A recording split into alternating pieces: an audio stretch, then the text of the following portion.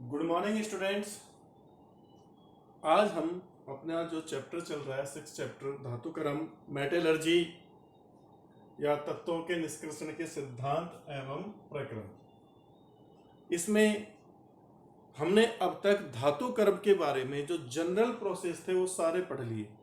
किसी भी धातु को प्राप्त करने के लिए जो जो प्रक्रम अपनाए जाते हैं उन प्रक्रमों के बारे में हमने सामान्य ज्ञान सारा प्राप्त कर लिया।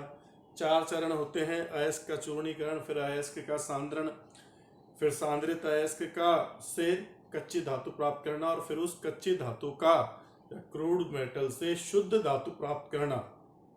ठीक है ना। हमने धातुओं के शोधन की विधियां कल कंप्लीट कर ली थी। क्रोमेटोग्राफी हमारी लास्ट मेथड था।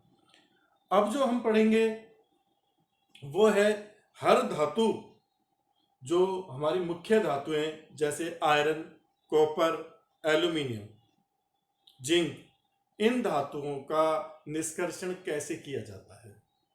ठीक है, ये 4 धातुएं हमको पढ़नी है, इनके प्रोसेस पढ़ने हमें, और कुछ विशेष चीजें हैं थोड़ी बहुत वो पढ़नी है। तो सबसे पहले जो जिस धातु का हम धातुक्रम पढ़ेंगे वो है आयरन। कि आयरन लोहा है जो किस प्रकार से प्राप्त किया जाता है इसके अयस्क से। मुख्यतः हेमेटाइट अयस्क के रूप में पाया जाता है। तो हेमेटाइट से आयरन की प्राप्ति किस प्रकार से की जाती है।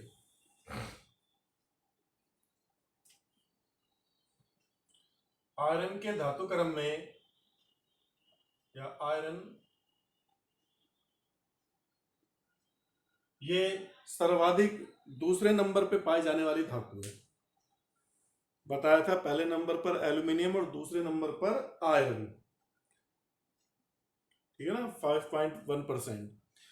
आयरन के जो मुख्य अयस्क हैं उन अयस्कों के बारे में मैंने पहले भी बताया था। आयरन के कौन कौन से अयस्क होते हैं देखो, आपको याद होगा haematite, limonite,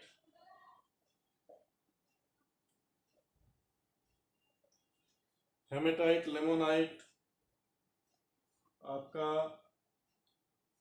magnetite, magnetite, siderite और आयरन पायराइट। ये 5 है, आयरन पायराइट। इनके बारे में हालांकि मैंने आपको बता दिया था पहले। हेमेटाइट Fe2O3 जो सबसे मेन है, Fe2O3 ये सबसे मुख्य है, अधिक मात्रा में इसी से प्राप्त होता है। हेमेटाइट से ही लोहा प्राप्त होता है। दूसरा है आपका लिमोनाइट Fe2O3 0.3H2O। ठीक है। तीसरा है मैग्नेटाइट Fe3O4, अनुचुंबकीय होता है। सिडेराइट FeCO3, कार्बोनेट अयस्क FeCO3।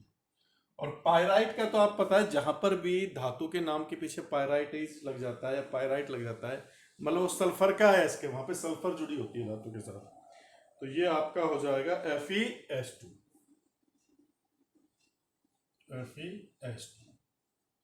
तो ये आपके 5 आयरन के क्या हो गए, अयस्क हो गए।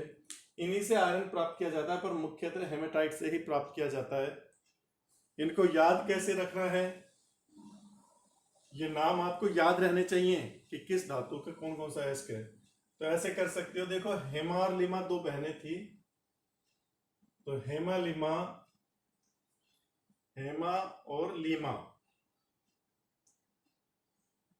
मासी, मैग्नेटाइट मासी पाई। एक लाइन याद कर लो, हेमा और लीमा, मासी पाई। भाई हेमा से हेमेटाइट, लीमा से लिमोनाइट, हेमा से हेमेटाइट, लीमा से लिमोनाइट, मासी, मासी का जो मा है वो मैग्नेटाइट, सी से सिडेराइट, और पाई से पायराइट, आयरन पायराइट। तो देखो आपकी एक ट्रिक बन गई, शॉर्ट ट्रिक। इस लाइन को याद रखोगे तो आपको याद आ जाएगा इनसे कि हेमा मतलब आयरन का अयस्क कौन सा है, हेमेटाइट, लीमा लिमोनाइट, मा से मैग्नेटाइट, सी से सिडेराइट, पाई से आयरन पायराइट है। तो ये आपके क्या याद हो जाएंगे। इनको स्क्रीनशॉट ले लीजिए इसका, फिर आगे चलते हैं अपन।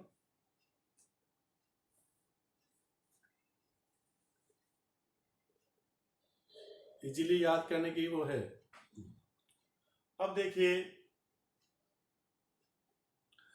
इन अयस्कों से सबसे पहला प्रक्रम अपन क्या करते हैं निष्कर्षण में कि इन अयस्कों से किस प्रकार से धातु प्राप्त करेंगे। तो सबसे पहले तो जो प्रक्रम आता है अपना अयस्क का चूर्णीकरण, तो इसके बारे में आप पढ़ ही चुके हो। आयरन का जो अयस्क प्राप्त होगा बॉल मिल में उसको पीसकर उसका क्या कर लेंगे, उसको चूर्णित अवस्था में कर लेंगे, छोटे छोटे टुकड़ों से तोड़कर, और फिर उसका बॉल मिल में चूर्णीकरण कर दें बॉल मिल में। ये पता है आपको। दूसरा क्या होगा, दूसरा स्टेप क्या होता है धातु क्रम का, अयस्क का सांद्रण। अब सांद्रण में कौन कौन सी विधियां काम में आती हैं, आपने सांद्रण की विभिन्न विधियां पढ़ी थी, गुरुत्वीय पृथक्करण, चुंबकीय पृथक्करण, ठीक है ना, रासायनिक विधि, या आपके कौन सी कौन सी विधि पढ़ी थी, एक झाग प्लवन विधि जो सबसे इंपॉर्टेंट थी। तो ये 4 विधियां होती हैं। अब आपको पता है लोहे का अयस्क है, तो लोहे में क्या होता है, चुंबक से आकर्षित होने का गुण होता है। तो इसके सांद्रण के लिए जो विधियां काम में ली जाती है वो है चुंबकीय पृथक्करण विधि। चुंबकीय पृथक्करण विधि, इससे क्या होता है, चुंबकीय पृथक्करण विधि से जो अचुंबकीय अशुद्धियां रहती हैं वो अलग हो जाती हैं। भाई इसमें आपकी जो अचुंबकीय आधात्री है वो तो क्या होगी, अलग हो जाएगी, और जो आपका लोह चुंबकीय अयस्क है वो अलग हो जाएगा। ये बताया था ना इस तरह से। ये आपका विद्युत चुंबक वाला चक्र है, यहां से अयस्क गिर रहा है, 2 ढेरी बन जाएगी, जो अचुंबकीय आधात्री है वो तो यहीं गिर जाएगी इसमें, और जो लोह चुंबकीय आपकी अयस्क है वो यहां गिर जाएगा। तो इसमें तो आधात्री मिल जाएगी आपको, और यहां आपको अयस्क मिल जाएगा। आयरन जो चुंबक से आकर्षित होता है ये आपको पता है। तो इस प्रकार से हम इसका क्या कर देते हैं, सांद्रण कर देते हैं। कौन सी विधि से, चुंबकीय पृथक्करण विधि से।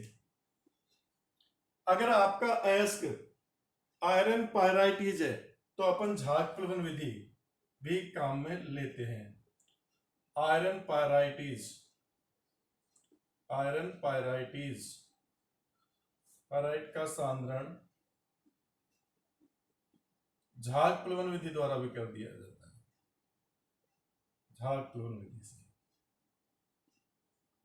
क्योंकि सल्फाइड अयस्क, झाग प्लवन विधि किसके लिए काम में आती है, सल्फाइड अयस्कों के लिए। तो ये अपना ये दूसरा स्टेप हो गया इसका।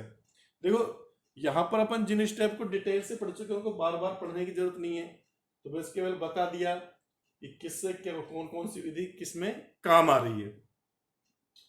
तीसरा स्टेप आता है धातु ऑक्साइड में परिवर्तन, सांद्रित अयस्क का धातु ऑक्साइड में परिवर्तन। इनका स्क्रीनशॉट ले लीजिए फिर जिससे मैं आगे बढ़ूं।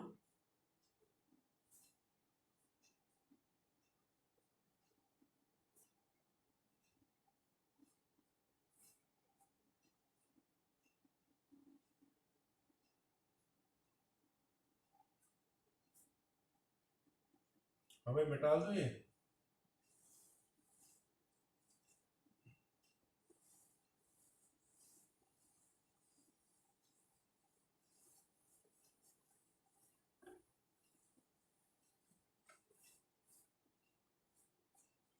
तीसरा स्टेप है इसका, सांद्रित अयस्क का, सांद्रित अयस्क का धातु ऑक्साइड में परिवर्तन।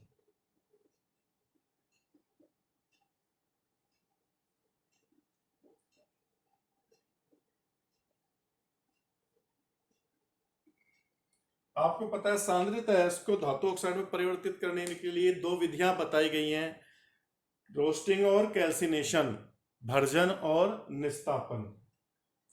तो यहां पर अगर आपका अयस्क जिसमें कार्बोनेट की अशुद्धि है, आर्द्रता है, बस जल योजित ऑक्साइड है या कार्बोनेट अयस्क है, तो उनके निस्तापन के लिए, सॉरी, उनके धातु ऑक्साइड में परिवर्तित करने के लिए तो आप निस्तापन विधि काम में लोगे।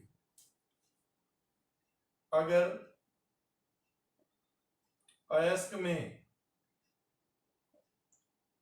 आर्द्रता, मतलब पानी जुड़ा हुआ है, जल योजित, आर्द्रता व कार्बोनेट की अशुद्धि है, कार्बोनेट की अशुद्धियां हैं, तो उसका निस्तापन कराया जाता है। निस्तापन मतलब वायु की अनुपस्थिति में। सारे वही सिद्धांत है जो मैंने आपको पढ़ाए हैं, वही मेथड काम में आ रहे हैं, आप लोग पढ़ चुके हो इनको डिटेल से अच्छे से। लेकिन इसके बाद क्या करते हैं, निस्तापन से क्या होगा, जल निकल जाएगा और आपका जो कार्बोनेट अयस्क है वो भी कार्बोनेट है, वो CO2 के रूप में निकल जाएगा और हमको धातु ऑक्साइड प्राप्त हो जाएगा। इसके अलावा दूसरी चीज, इसके बाद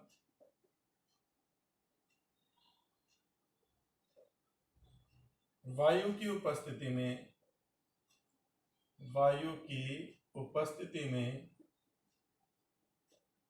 भर्जन कराया जाता है। भर्जन कराने से क्या होगा, जो आपके वाष्पशील अशुद्धियां हैं, जो आपकी इसमें फास्फोरस, जिससे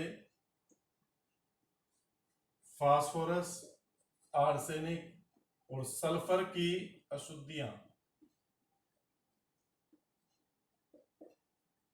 वाष्पशील ऑक्साइड के रूप में निकल जाती है, वाष्पशील ऑक्साइड के रूप में निकल जाएंगी।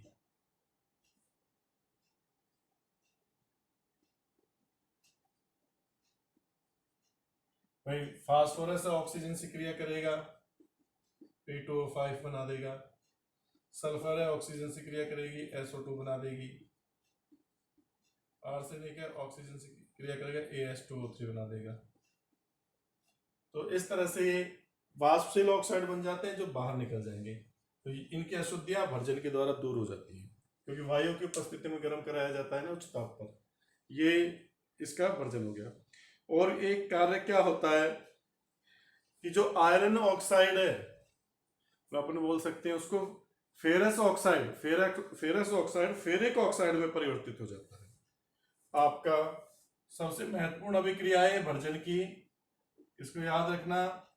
फेरस ऑक्साइड ऑक्सीजन से क्रिया करके फेरिक ऑक्साइड Fe2O3 में परिवर्तित हो जाता है। ये अभिक्रिया, ठीक है। तो ये अपन को धातु ऑक्साइड प्राप्त हो गया। यहां तक के चरण अपन ने पढ़ लिए थे। उसके बाद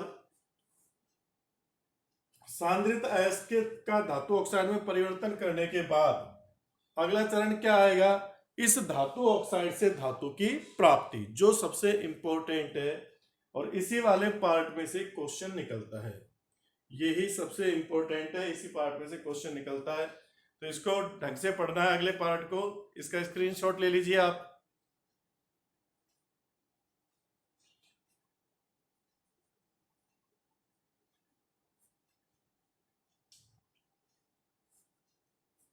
स्क्रीनशॉट ले लीजिए इसका।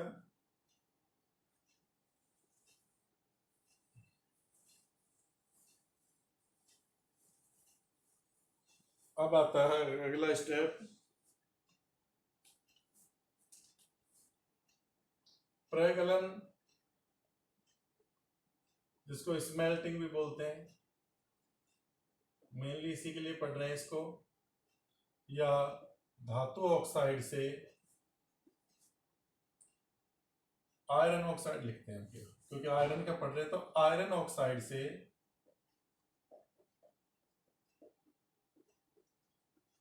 आयरन की प्राप्ति।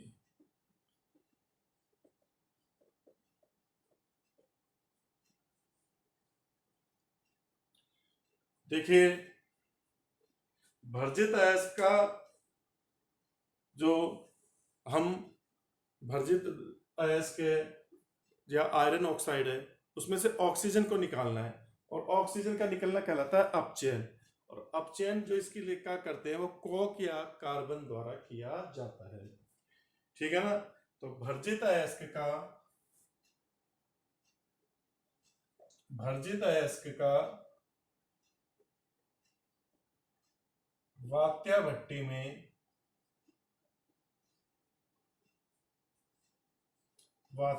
में कोक द्वारा अपचयन करना क्या कहलाता है, प्रगलन कहलाता है। ठीक है, ये प्रगलन का स्टेप हो गया। अब वात्या भट्टी के बारे में थोड़ा देख लेते हैं। वात्या भट्टी का जो डायग्राम है वो बहुत इंपॉर्टेंट है, कई बार बनवा चुका है, उसमें होने वाली अभिक्रियाएं पूछी जाती हैं, तो इनको आपको ध्यान रखना है।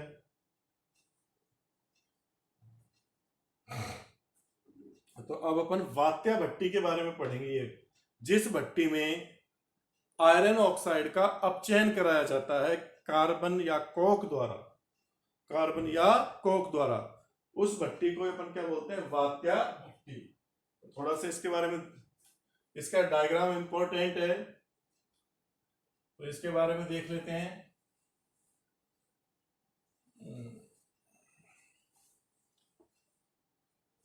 डायग्राम इसका थोड़ा बड़ा बनेगा, इसलिए मैंने ये मिटाला है।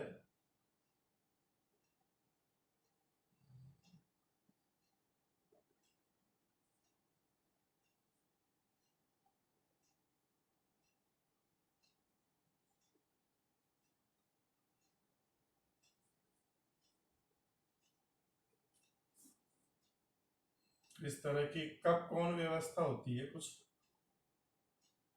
ऊपर से डालते हैं जो ये भट्टी के,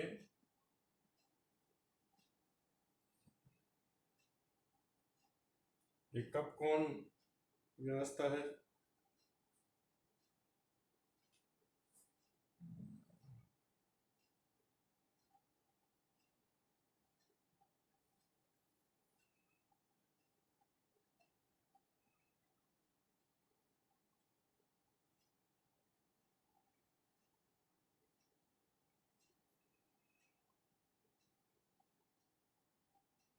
इस तरह की व्यवस्था होती है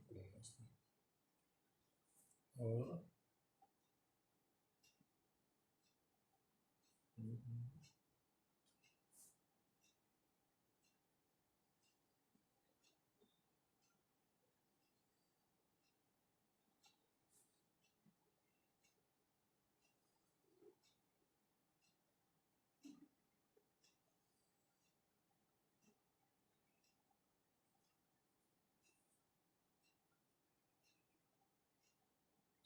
ये अग्निसह ईंटों का अस्तर होता है, स्टील की भट्टी होती है जिस पर अग्निसह ईंटों का अस्तर लगा होता है। मुझे लगता है ब्लैक बोर्ड थोड़ा छोटा पड़ जाएगा, डायग्राम छोटा बना, वरना ये आएगा नहीं, आपको साफ दिखेगा नहीं, डायग्राम थोड़ा सा छोटा लेना पड़ेगा।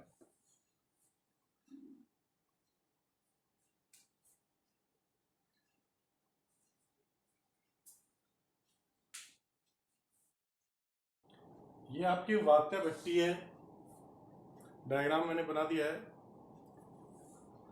तो इसमें आप देखिए, ये स्टील की बनी होती है, स्टील की बनी हुई वात्या भट्टी है, जिसके आंतरिक स्तर अग्निसह ईंटों का बना होता है। इसका जो अंदर है वो अग्निसह ईंटें लगी होती हैं, फायर प्रूफ ईंटें। स्टील की भट्टी है जिसके अंदर अग्निसह ईंटों का अस्तर लगा हुआ है। इसमें ऊपर कब कौन व्यवस्था होती है, मतलब ऊपर से अपन अपना धान या चार्ज डालते हैं। धान या चार्ज क्या होता है, आपका जो भर्जित है उसके प्लस कोक और साथ ही इसके चूना पत्थर कैल्शियम कार्बोनेट और मिलाते हैं, जो कि गालक है, चूना पत्थर। तो ये तीनों चीजों का जो मिश्रण है वो क्या कहलाता है, धान या चार्ज। यहां पर देखो, इस धान या चार्ज को धीरे धीरे इसमें डालते रहते हैं, लेकिन यहाँ जो गैसें बनती है, गैसें यहाँ से नहीं निकलती, उनके निकलने की व्यवस्था नहीं होती है, बंद हो जाता है ऑटोमेटिकली। तो यहाँ से गैसें बाहर निकलती है, तो यहाँ पर ऊपर एक छिद्र है, नली है, जिससे छिद्र इधर बाहर निकलता है। जो आपकी वात्या भट्टी होती है वो 30 मीटर ऊंची होती है, 6 से 8 मीटर उसका क्या होता है, व्यास होता है। 30 मीटर ऊंची है, 6 से 8 मीटर उसका क्या है, व्यास है। इसके अलावा इसमें देखिए आप, जैसे जैसे अपन नीचे की ओर आते हैं तो टेम्परेचर, इस भट्टी का टेम्परेचर नीचे की ओर आने पर बढ़ता है। इसका टेम्परेचर जो बढ़ा जाता है वो ये ट्यूबवेल से गर्म वायु प्रवाहित कर कर, यहां से गर्म वायु के ट्यूबवेल लगे हुए हैं, दोनों तरफ नलियां लगी हुई हैं, तो गर्म वायु इधर से प्रवाहित होती है, जिससे नीचे का टेम्परेचर तो ज्यादा होता है, ऊपर की ओर टेम्परेचर क्या होता है, कम होता है। तो ये टेम्परेचर आपको याद रखना है, 673 केल्विन से शुरू हो रहा है और 2173 केल्विन पर खत्म हो रहा है। इजीली याद हो जाएंगे, 6, 9, 12, 15, फिर 17 और 21। एक तरह से 3 का पहाड़ा बोलते हैं ना, वो चल रहा है, बस बीच में 18 की जगह 1773 केल्विन है। और इस टेम्परेचर के बेस पर इसको 4 क्षेत्र में बांटा गया है, क्योंकि अलग अलग टेम्परेचर पर अलग अलग क्रियाएं होती है। कौन कौन, जैसे यहाँ पर अपचयन क्षेत्र है 673 केल्विन वाला। निम्न ताप पर आयरन ऑक्साइड का क्या होता है, अपचयन होता है। निम्न ताप पर आयरन ऑक्साइड का क्या होता है, अपचयन। उसके बाद दूसरा जो क्षेत्र है वो केंद्रीय क्षेत्र या ऊष्मा शोषण क्षेत्र कहलाता है। इसमें धातुमल बनता है। इस वाले में जो आपका चूना पत्थर है, ये सिलिका के साथ क्रिया करके धातुमल बना देता है। तो धातुमल का निर्माण भी इसी में होता है, धातुमल वाला। ठीक है। तीसरा संगलित क्षेत्र है, जहां पर को धातु गलित अवस्था में प्राप्त होती है। और लास्ट वाला क्षेत्र कहलाता है दहन क्षेत्र, क्योंकि यहां पर सबसे उच्च ताप है। ठीक है ना। तो ये 4 क्षेत्र आपको याद रखने हैं, अपचयन क्षेत्र, केंद्रीय क्षेत्र, संगलित क्षेत्र और दहन क्षेत्र। और इनके टेम्परेचर, हर टेम्परेचर पर अलग अलग अभिक्रियाएं होती हैं, जिनकी अभिक्रियाएं अपन अब देखेंगे अभी किस वाले भाग में कौन कौन सी क्रियाएं होती हैं। और नीचे की ओर जब धातुमल जो बनता है वो हल्का होता है। धातुमल क्या होता है, हल्का। दहन क्षेत्र में या संगलित क्षेत्र में धातु पिघल जाती है, पिघली हुई धातु भारी है, पिघली हुई धातु तो नीचे रहती है, और उसके ऊपर आपका धातुमल तैरता रहता है। तो हम पिघली हुई धातु को अलग प्राप्त कर लेते हैं और धातुमल को अलग प्राप्त कर लेते हैं। तो यहां से तो अपने को पिघली हुई धातु मिल जाती है, यहां से धातुमल। ये आपकी क्या है, वात्या भट्टी।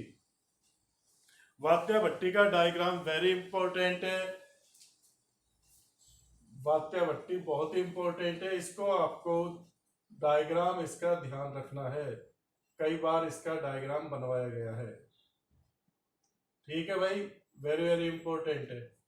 तो इसका स्क्रीनशॉट ले लीजिए, फिर आगे की इसकी क्रियाएं देखेंगे।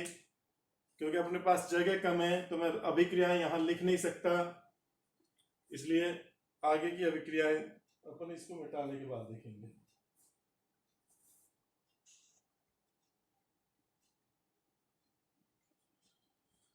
स्क्रीनशॉट ले लिया इसका।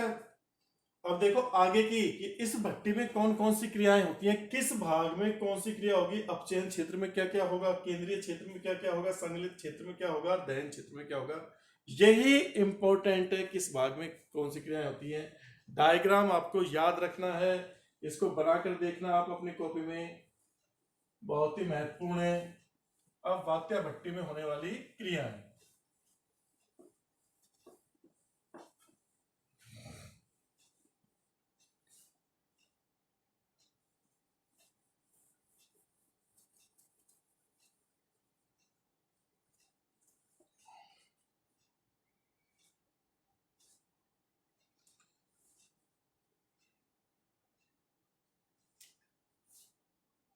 वात्या भट्टी में होने वाली क्रियाएं।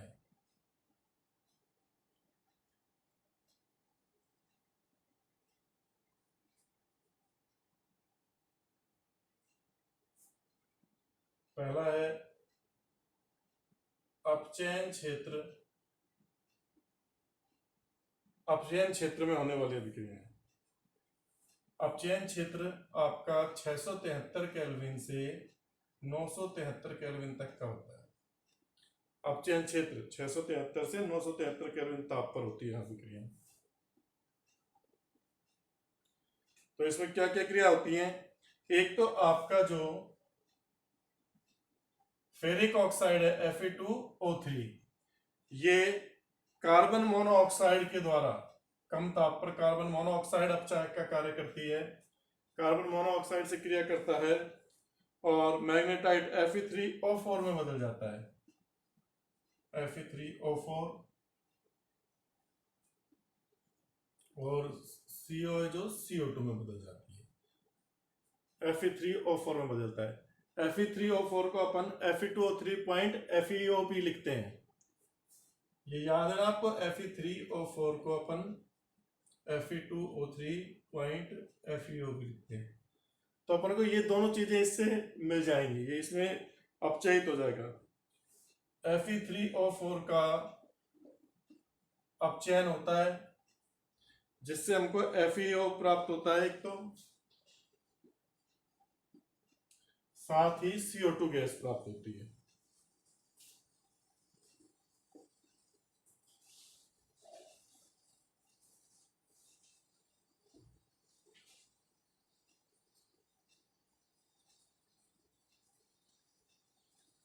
FeO plus CO।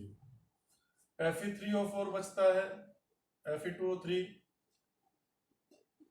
उसका भी कार्बन मोनोऑक्साइड से अपचयन होता है और Fe2O3 भी किस में बदल जाता है, 2FeO में बदल जाता है, CO2 गैस निकल जाती है। तो ये अभिक्रियाएं यहां पर चलती हैं।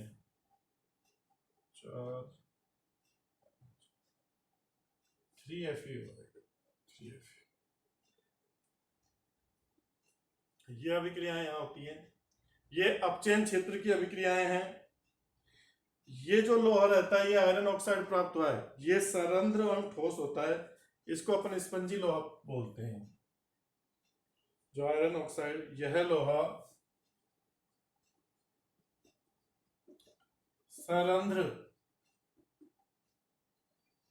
सरंध्र एवं ठोस होता है, ठोस होता है, जिसे स्पंजी लोहा कहा जाता है, जिसे स्पंजी लोहा कहा जाता है।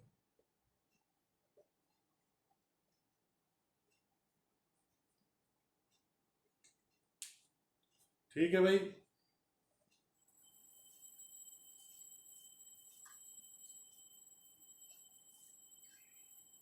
फिर अगला वो देखते हैं, दूसरा पॉइंट।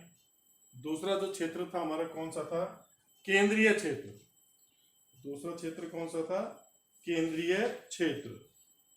तो केंद्रीय क्षेत्र में क्या क्या क्रियाएं होती हैं,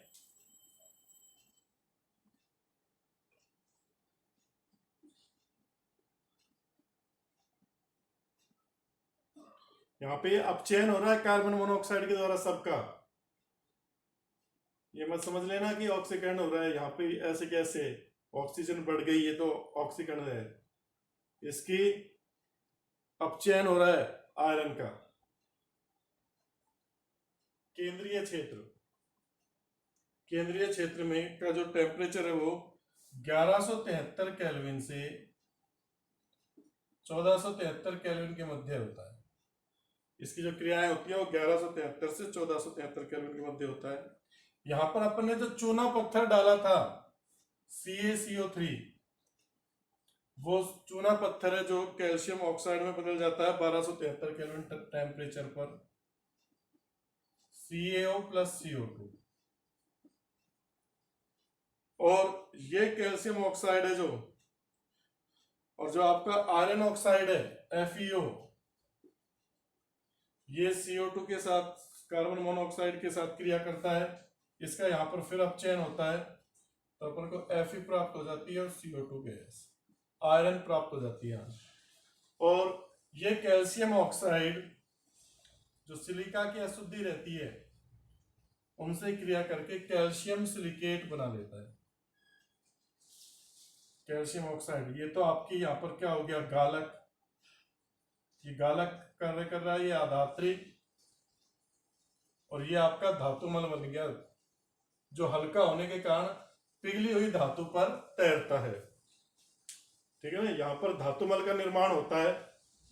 किस क्षेत्र में धातुमल का निर्माण होता है, देखो यहाँ पर क्वेश्चन बनते हैं छोटे छोटे। क्या क्वेश्चन बनते हैं कि स्पंजी लोहा कहाँ प्राप्त होता है, तो अपचयन क्षेत्र में। स्पंजी लोहा क्यों बोलते हैं, क्योंकि ये सरंध्र और ठोस होता है। जैसे स्पंज में छोटे छोटे रंध्र होते हैं ना, और ठोस है वो, तो इसका आंसर स्पंज के ऊपर ये नाम लिया गया। इसमें धातुमल कहाँ बनता है, तो धातुमल कहाँ बनता है, केंद्रीय क्षेत्र में बनता है, जो आपका ऊष्मा शोषी क्षेत्र होता है, जहां पर ऊष्मा का अवशोषण होता है। ठीक है, इसका स्क्रीनशॉट ले लीजिए भाई।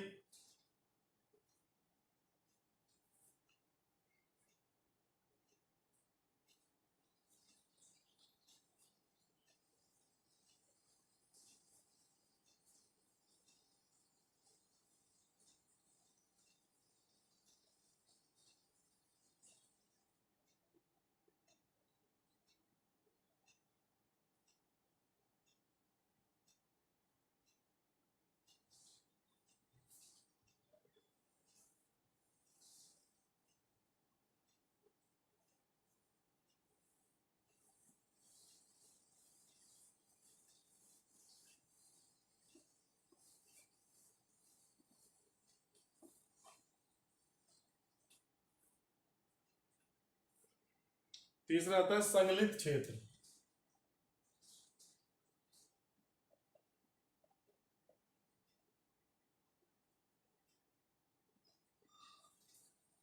इस संगलित क्षेत्र का जो टेम्परेचर है वो 1373 से 1573 केल्विन के मध्य होता है।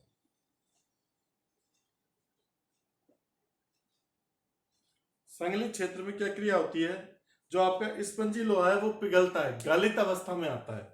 किसमें आता है, गलित अवस्था में स्पंजी लोहा पिघलता है और उसमें कार्बन, फास्फोरस, सिलिका आदि का अवशोषण कर लेता है।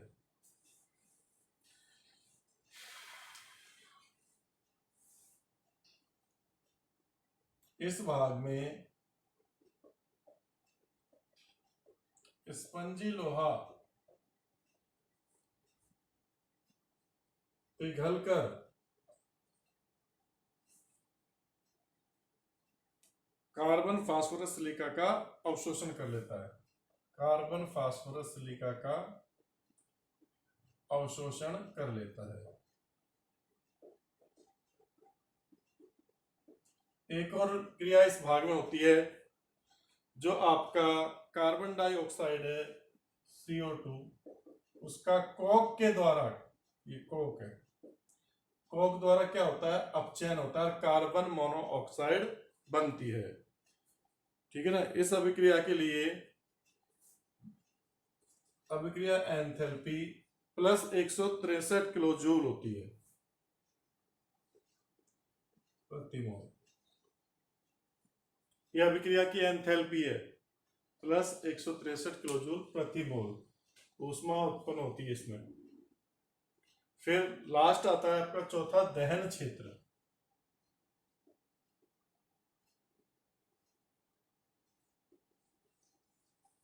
दहन क्षेत्र, इसका टेम्परेचर 1773 से 2173 केल्विन के मध्य होता है। 1773 से 2173 केल्विन के मध्य, 2173 केल्विन के मध्य।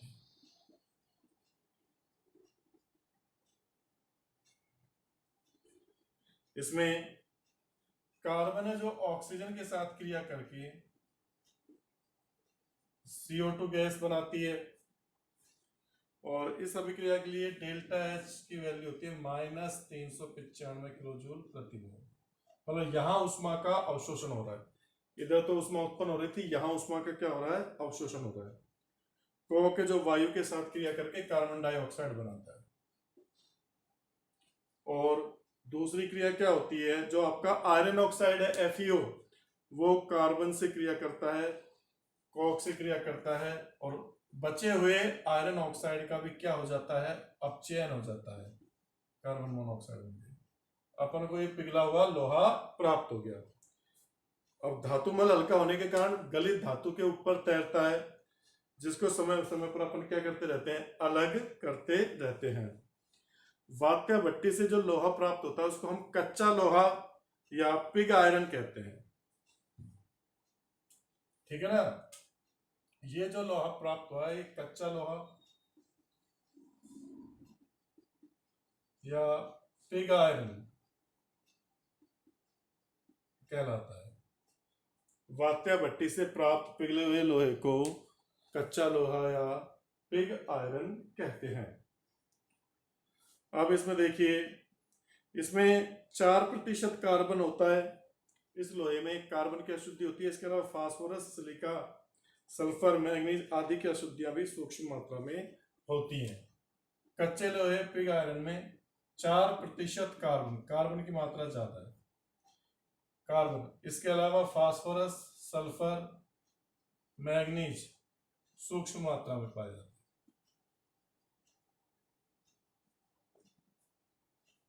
ये आपको वात्या भट्टी से जो लोहा प्राप्त होता है वो रहता है। अब इस कच्चे लोहे से हमें कौन सा लोहा प्राप्त करना है, कच्चे लोहे से ढलवा लोहा प्राप्त करते हैं, कास्ट आयरन। ये अभी अभी अब हमारे काम का नहीं है, इससे हम क्या प्राप्त करते हैं, कास्ट आयरन। तो अब उसको देखते हैं। ये वात्या भट्टी की अभिक्रियाएं सारी कंप्लीट हो गई। याद रखना, वात्या भट्टी में सबसे ऊपर अपचयन क्षेत्र, फिर केंद्रीय क्षेत्र, फिर संगलित या गालित क्षेत्र, और लास्ट वाला है जो दहन क्षेत्र। दहन होता है वहां पर, ठीक है ना। कोक जल रहा है तो दहन की क्रिया हो रही है, तभी तो उष्मा का अवशोषण हो रहा है, समझ जाना इससे। यहाँ उष्मा उत्सर्जित हो रही है, यहाँ उष्मा का अवशोषण हो रहा है, इसलिए इसको दहन क्षेत्र बोलते हैं।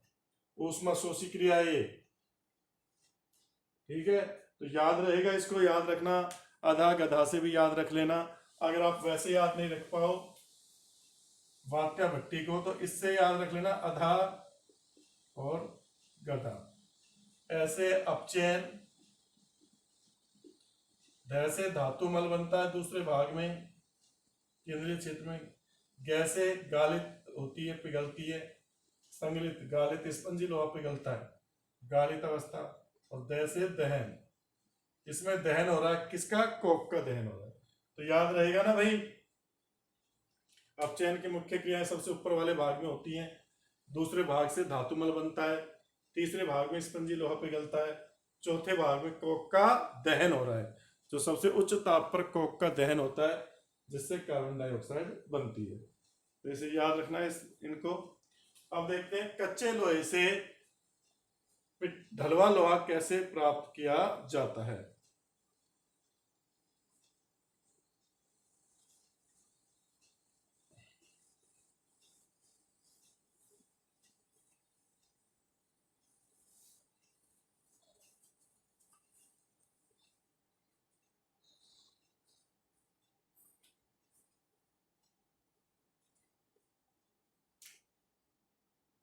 ढलवा लोहा,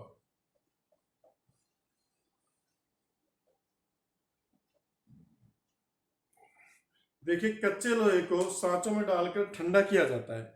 अब ठंडा दो प्रकार से कर सकते हैं हम, और उसी से हमें दो प्रकार के ये ढलवा लोहा प्राप्त होते हैं। कच्चे लोहे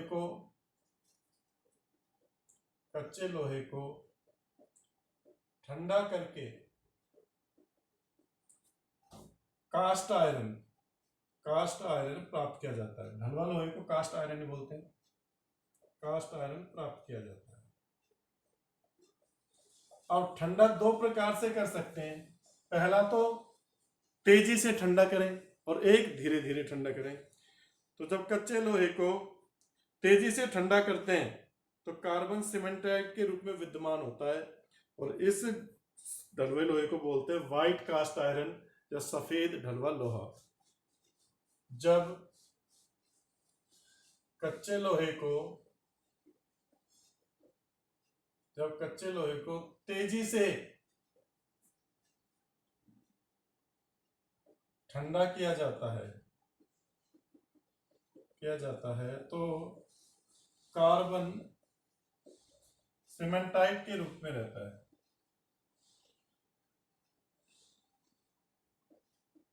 सीमेंटाइट के रूप में रहता है,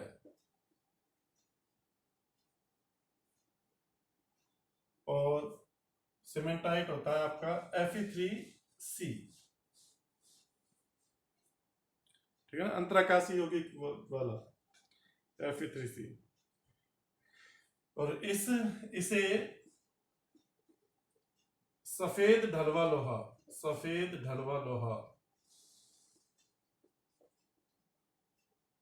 कहा जाता है।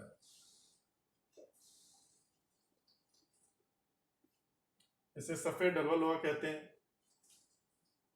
दूसरा, जब कच्चे लोहे को धीमे धीमे ठंडा करते हैं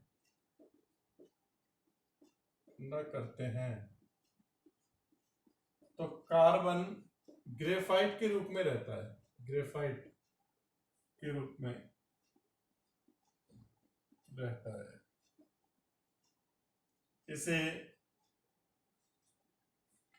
इस लोहे को अपन बोलते हैं भूरा ढलवा लोहा, ब्राउन कलर का होता है।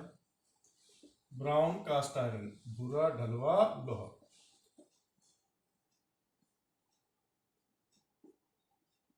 कहते हैं। ठीक है ना। तो ये आपको ढलवा लोहा प्राप्त हो जाता है। ढलवे लोहे में कार्बन 3% होता है। ध्यान रखना भाई, ढलवा लोहे में कार्बन 3% होता है, और इस कारण से ये क्या होता है, कठोर एवं भंगुर। कार्बन की मात्रा ज्यादा है इसलिए कठोर एवं भंगुर है। कठोर एवं भंगुर होता है, और सीधा टूट जाता है टुकड़ों में, और इसमें जंग भी नहीं लगती।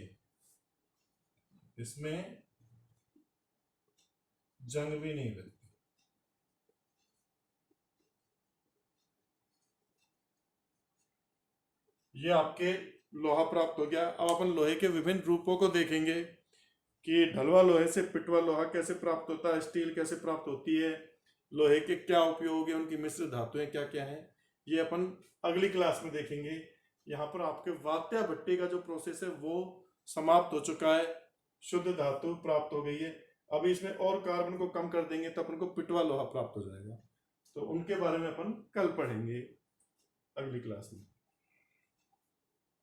स्क्रीनशॉट ले लीजिए इसका।